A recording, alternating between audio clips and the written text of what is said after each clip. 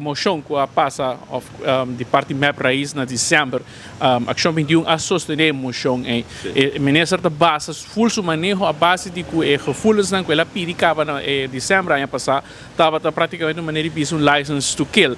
Essa aqui tem caso, mas ao que nós tudo pensa que mas tem diálogo, pero segundo o ministro pensa que já eigenlijk o Parlamento agora consultar cava.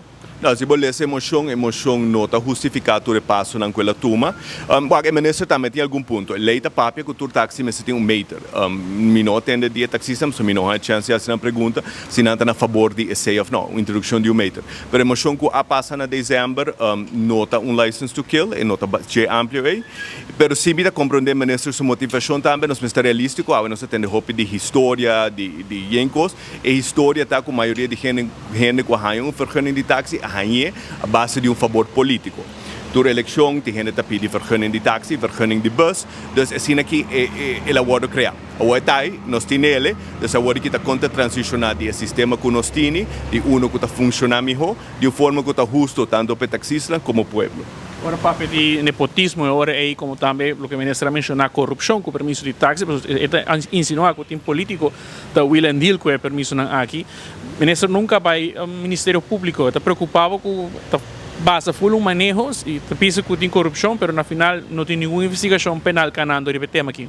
Você aceita preocupar-me menos, o Ministério Público está overbelast, dus traspasso de táxi, dus se algo agora constatado que está ilegal, é seu dever de ir ao Ministério Público, que ela se não menos aqui com seu plano está. Pero sa kita algo agora tolerar para último décadas não, dus de dia para outro não pode cambiar de manejo, e se é traspasso né tu lugar tá mesmo funciona dentro do Ministério não será firma não. Lo que me senti que o ministro quer cambio de manejo, e não por introduzir cambio de manejo, e não pode estar em straight com o landverden, mas não pode assim inculcar a indústria de taxista, bom, mas tinha de bobanda. Bom, não pode guerra com não. E a trobe, estão com uma duas fracções do Parlamento, visto que não estão a favor de taxista, mas é fácil.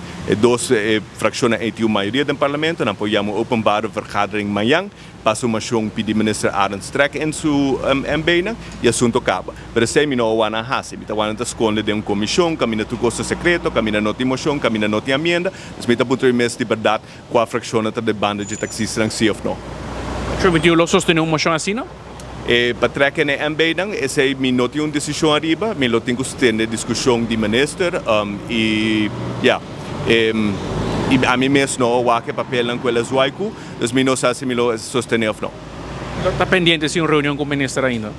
Sim, de lo que me está como ministro lo me reuni com a mesma comissão de transporte, que a web sa segundo não é board of the assorimento.